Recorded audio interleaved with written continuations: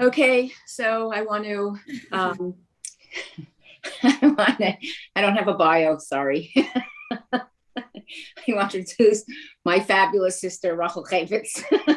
I can say a lot. Rachel, you have to send me a bio. Okay, go ahead. Okay, so this is our last cheer for a while. I see that you've done a lot of work. You've had some fabulous speakers, and sure, I can spend the whole cheer speaking about tshuva, but I'm not going to do that. I think that we're all tshuvaed out. What I'm going to do is we're going to go through a journey, and the journey is going to be, we're going to go through the day of Yom Kippur, and then we're going to reach the room of HaKadosh Baruch Hu, which is the holiday of Sukkot. We discussed last week before Rosh Hashanah, Se'usha Arim, that the shofar is that which blows, when we blow the shofar, it opens up the gates. And then Yom Kippur opens up the doors, and opens up the doors to the room of HaKadosh Baruch Hu, which is Sukkot. So the pasuk tells us, Ki biyom hazeh yichaper alechem, l'taher eschem, mikol chatosechem, lifnei Hashem titaru. There's three aspects to the day of Yom Kippur: kapara, tahara, and standing in front of Hashem. The major theme of the day on Yom Kippur is that we are standing lifnei Hashem, alone. The tahara and the kapara that we yearn for only happens when we realize that lifnei Hashem titaru, that we're standing before you, and only you can give us that ability to get to the tahara and kapara that we yearn so badly for. Our vidui, our tfilos, they actually help us enter the inner sanctum of solitude, the inner room of solitude, that private space that we create, lifnei Hashem. The point of the past 40 days was to create a vibrant, pulsating relationship with HaKadosh Baruch Hu. Hashem is accessible. He was accessible for 40 days. HaMelech Basadeh, the king in the field. And then the Yud Gimel Midos, where he is the Shliach Tzibor, where he wraps himself up in his talis, and he stands next to us, like Moshe Rabbeinu was in the middle, and the two were holding up his hands. On this day, we are Lifnei Hashem. After Chet Egel, Hashem forgives Bnei Israel. Rashi uses the word besimcha. He reconciles with Bnei Israel with joy, with simcha. The pasuk says, "Vishav Hashem Elokecha es shivuscha." Hashem is going to return you from captivity. Richamecha, he will have compassion on you.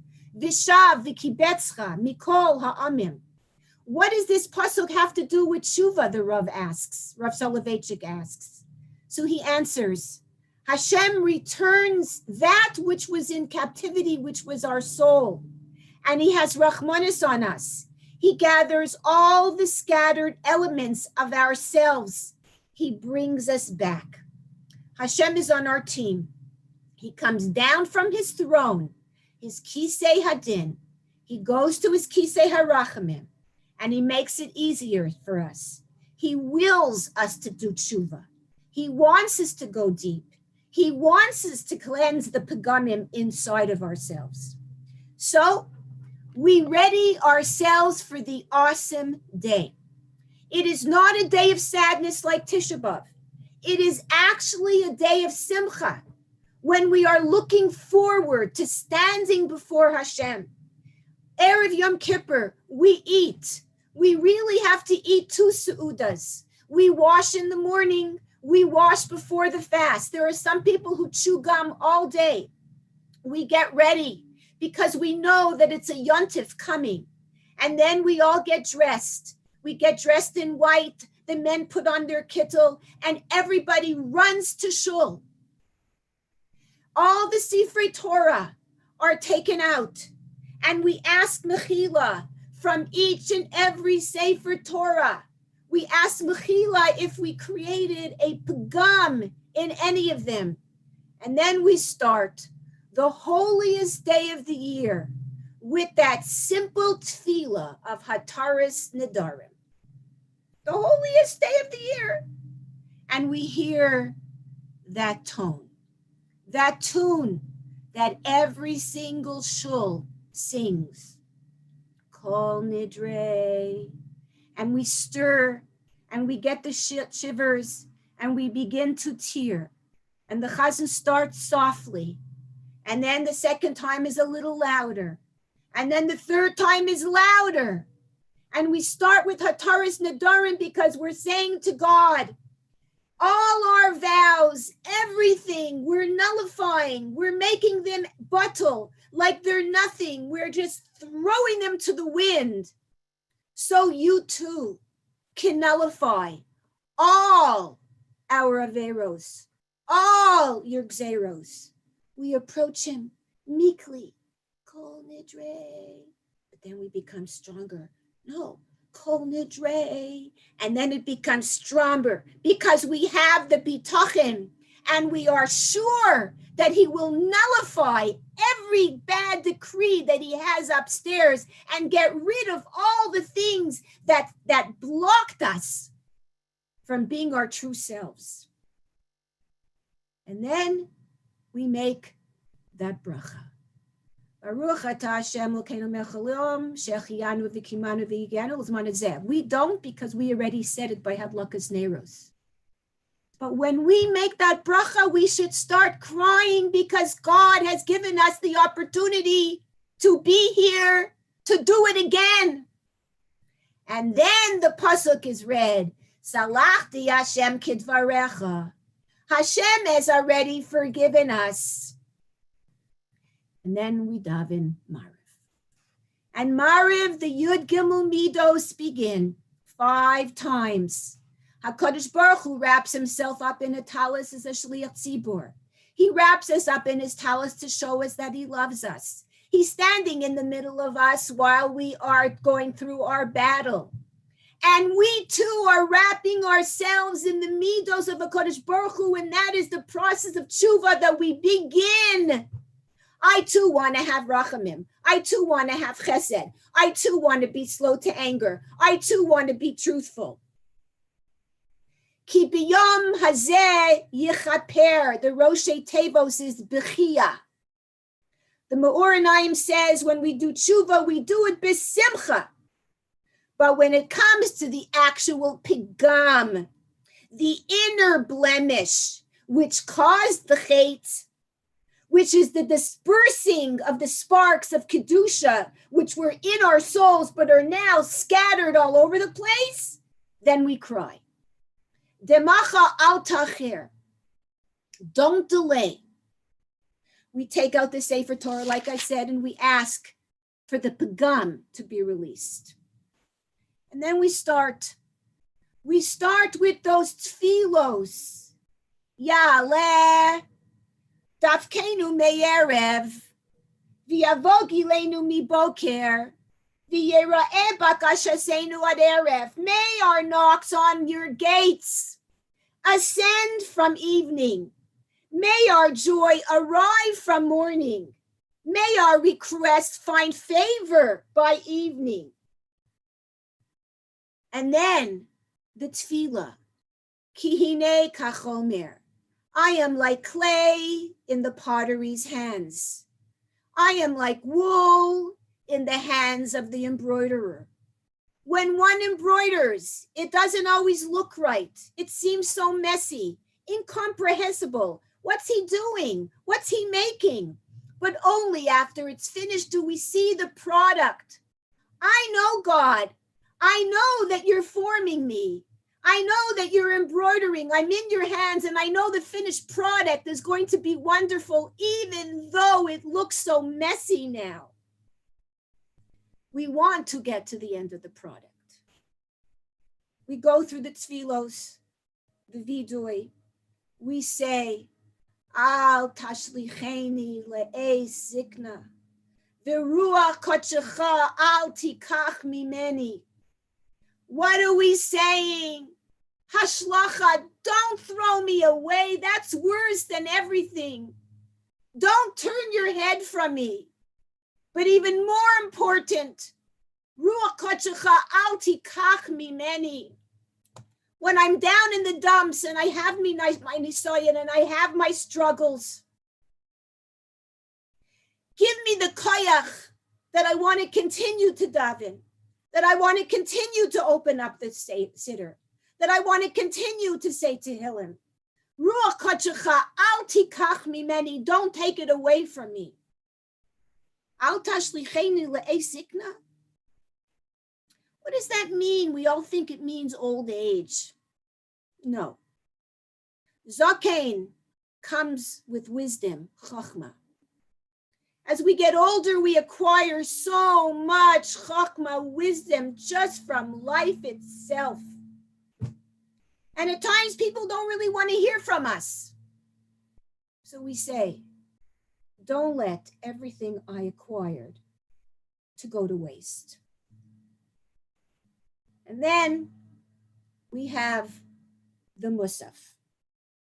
We have the musaf, the avoda, the bowing, prostrating ourselves before Hashem, calling out his name. The Kohen doing his avoda in solitude, in private, in silence. Everybody outside waiting, anticipating. Is he going to be forgiven? Is he going to do it properly? Is everything going to be good? Are we going to be forgiven? Is he going to come out alive? The ketores, the two goats, and then the simcha when we see the Kohen Gadol emerge from the base Hamikdash with his hands like this, victorious. He survives, and Bnei Israel are forgiven. And then we go home for a break. And then we come back and we daven mincha. And we read Sefer Yonah. Yonah is the soul, the Gra says, that goes into the guf, to the bottom of the guf. And Hashem wants him to go on a mission, but he doesn't want to go on a mission. And he thinks he can run away from Hashem. And he goes down, deep below. And then Hashem stirs him. And he makes the boat go back and forth. He throws him out of the water into the fish of a dog, the mouth of a dog. 3 days, Rosh Hashanah and Yom Kippur, to contemplate his life. Where am I? Yonah trying to run away from Hashem. And the captains ask him, who are you? What's going on here? Where do you come from? What's your profession that all this is happening? And listen to the words of Yonah. Ivri anochi, ve'es Hashem Elokei hashamayim ani yarei. I am a Jew, and I have yiras Hashem. I fear and I'm in awe of my God. Ivri, not Yehudi. Ivri, because I'm me'aver. I'm on the other side of the world. I'm on the other side of society. That's Yom Kippur. And then we get to Ne'ilah. The Heilige Tefillah of Ne'ilah. When everybody is shuddering. Zman HaChatima. The time of sealing. And Chazal says, Hakol halech achar hachotem. Everything really goes after what is sealed. And we say the Yud Gilmul Midos again. And we say our last Ashamnu. And then we're Mekabel, Kabbalah Zon Malchut Shemayim. Shema Yisrael, Hashem Elokeinu, Hashem Echad. And Hashem Hu Elokim. Baruch Shem Kavod Malchus Olam Ved. And the last Tekiah. However, even though Ne'ilah is the Siyum and the Chatima, it's really the beginning. It's not over. The doors are open, the gates are open, it's all open because it's the beginning. It's brought down in the Talmud that when the Yidden left the base of Mikdash after Shalosh Regalim, the Kohanim would come out and they would show them the hot lechem apanim bread. Why? Why was that important to show them? To show them that just as the bread remained hot, they too, their warmth that they received from the base of Mikdash will remain. The warmth of Ne'ilah will remain on us.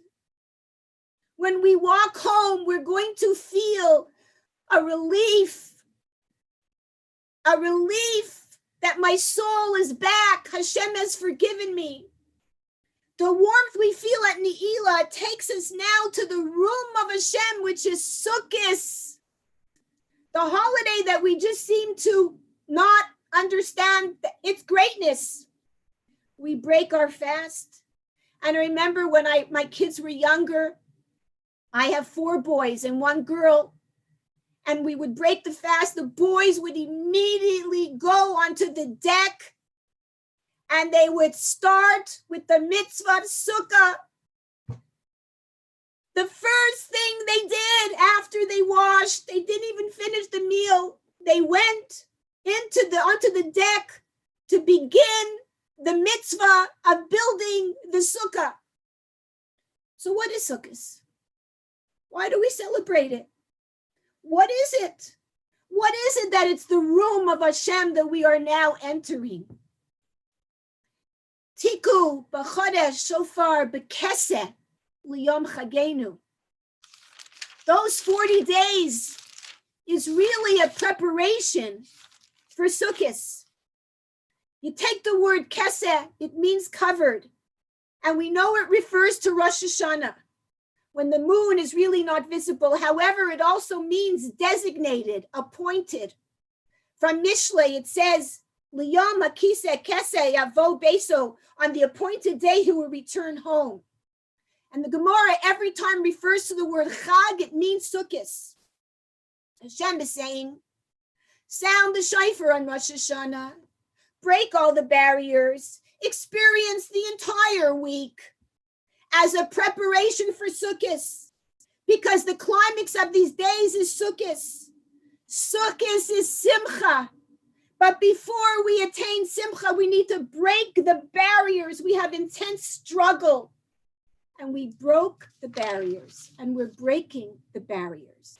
The shofar shatters the barriers, opens up the doors. Yom Kippur opens up the gates.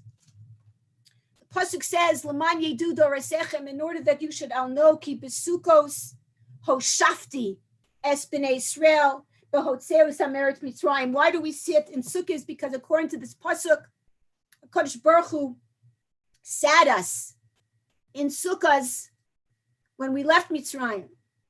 Chazal wonder, why is it connected to leaving Mitzrayim? When they battled Sichon and Og, it also says that, but that was many years later. And there's a machlekes. Did they actually sit in sukkahs, or was it really the Ananei HaKavod? What was it?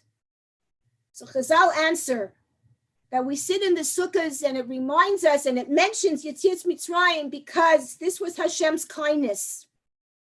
Hashem's continued kindness. I took you out of Mitzrayim, but I haven't thrown you away.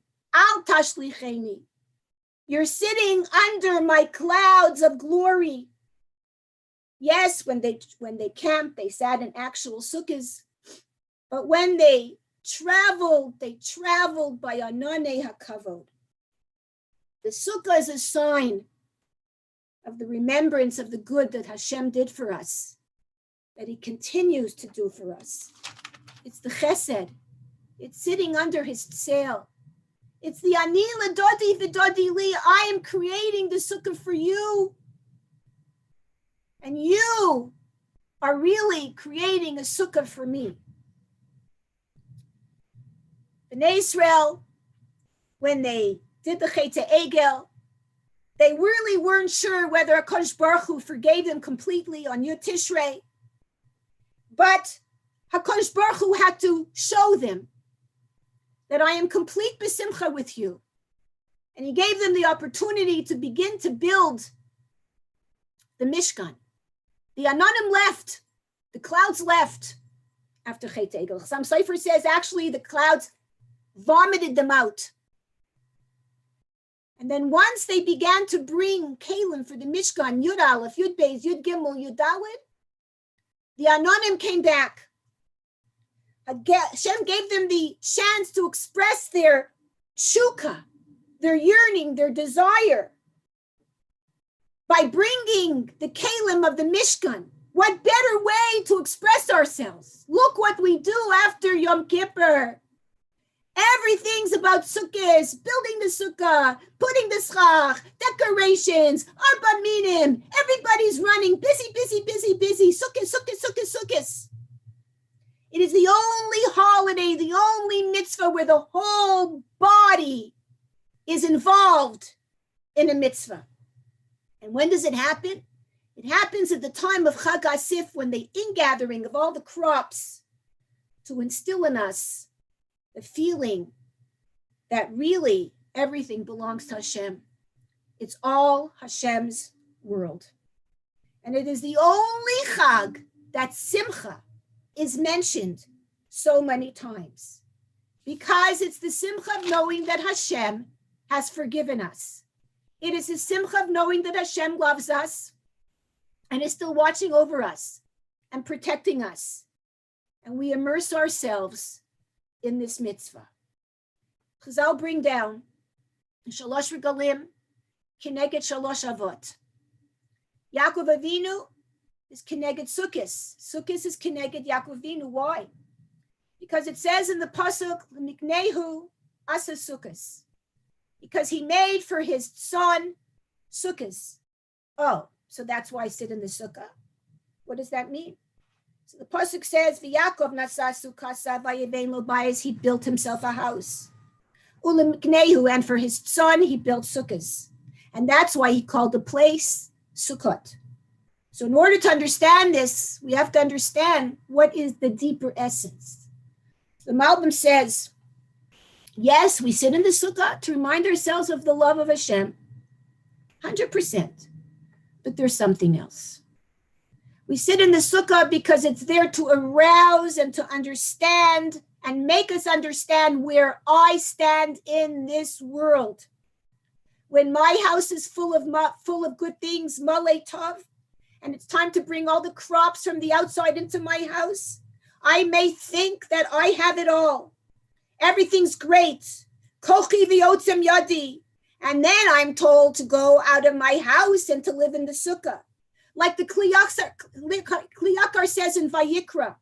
He says, Kol ha'ezrach b'Yisrael yeshvu b'sukkos. When we feel like a citizen, that's when we're told to leave our homes, like the Chafetz Chaim used to have his bag packed, ready to go. That's how he lived. That's what Yaakov wanted to publicize. The Targum explains the pasuk as follows.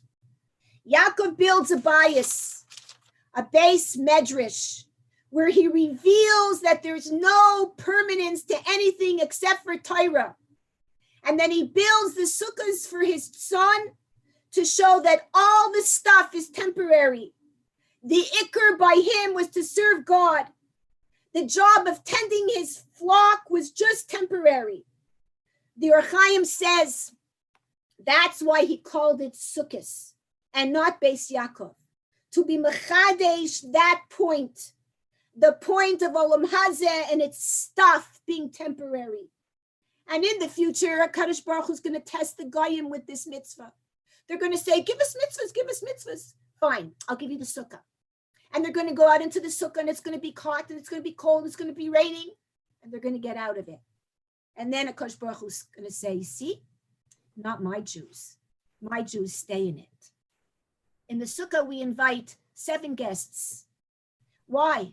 Why not on other Yom Tovim? So I saw something beautiful brought down from Hegyane Halacha from Rabbi Mirsky.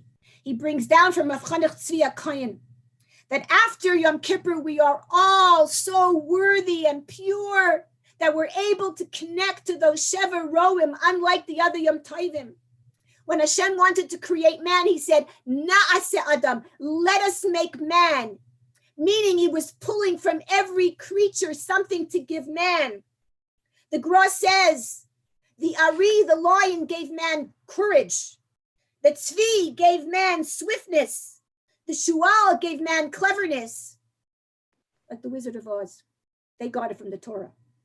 And now that we're forgiven, we are brand new creations like we learned last week. Yom Trua Yelechem Va'asisem. You will make yourself into a brand new creation. So therefore on Sukkot, when we sit in the Sukkah, we invite the guests into our Sukkah because we are now able to absorb some of their midos.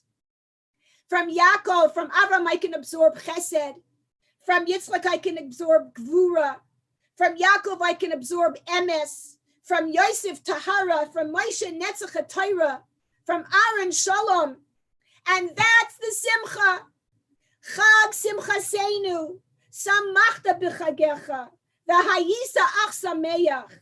The mitzias, the essence of Sukkot is simcha, which was higher than all the karbanos. Hashem brings us into his room. B'tzilo chamadati v'yashafti, where we feel his love, we feel his embrace, and we know that there's nothing stable and permanent in this world except for the shade of Hashem, which is the schach.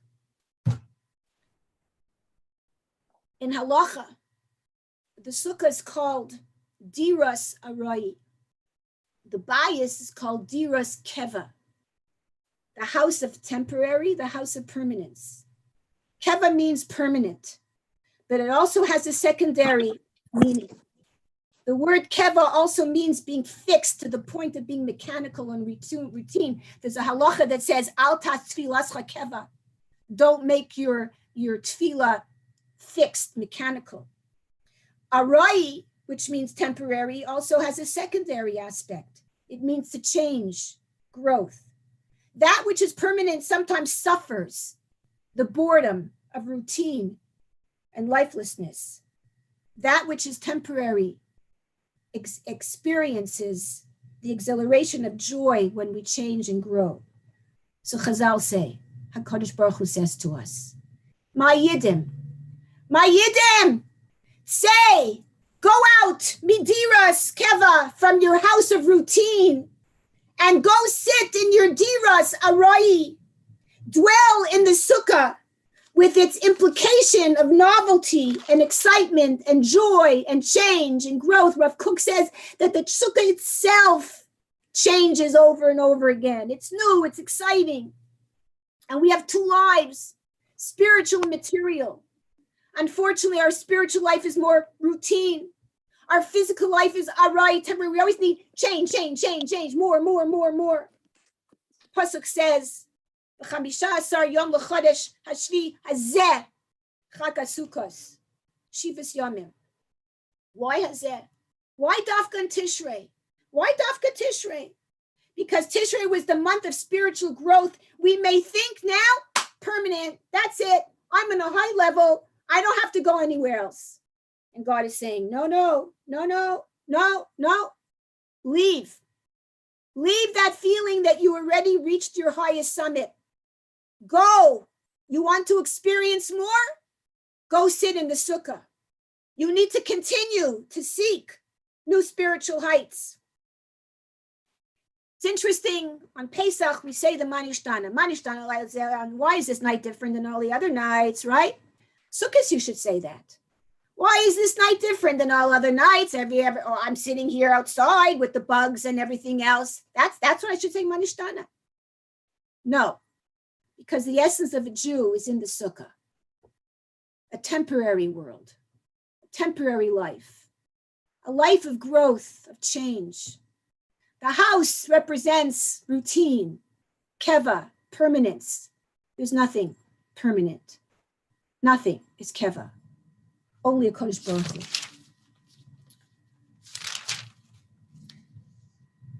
So we're ready to experience the true simcha. We take our whole body, we immerse it into one mitzvah. The mitzvah of Sukkah, we dwell in the room of Hashem under his shade. And then comes Simchas Torah. But only a boy who sits and learns in yeshiva can really experience the simcha of the Torah. We ladies can watch it from up above. The simcha of the Torah, where we encircle HaKadosh Baruch Hu. But what is the simchas HaTorah for us? We don't need to dance with the Sefer Torah. Don't need to do any of that. That's not for us. We have our own mitzvahs. How do we experience Simchas Torah? With these feelings.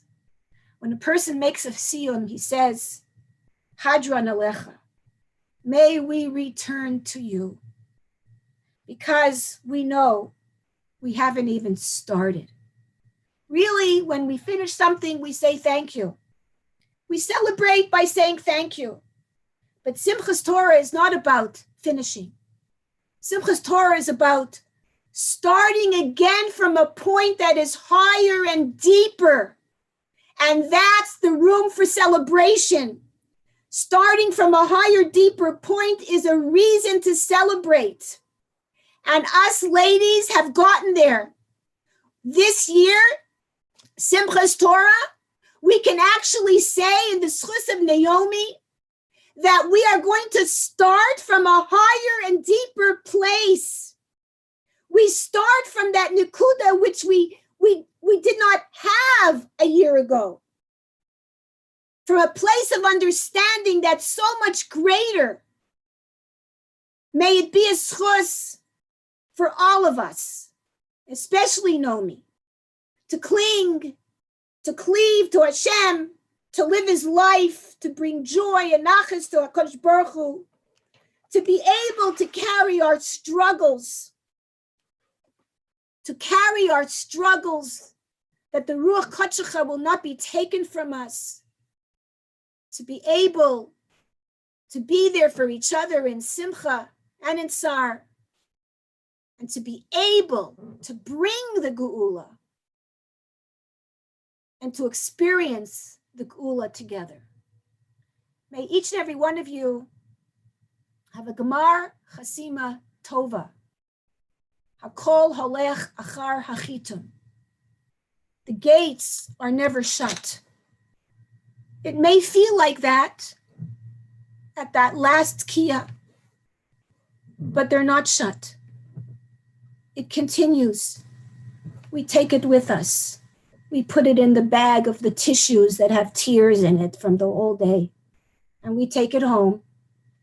And the warmth of all of that we take with us into the sukkah, Sukkis, Hoshana Rabbah, Shmini Atzeres, Simchas Torah, Yirtz Hashem, Chanukah, Purim, all the other Yom Tovim.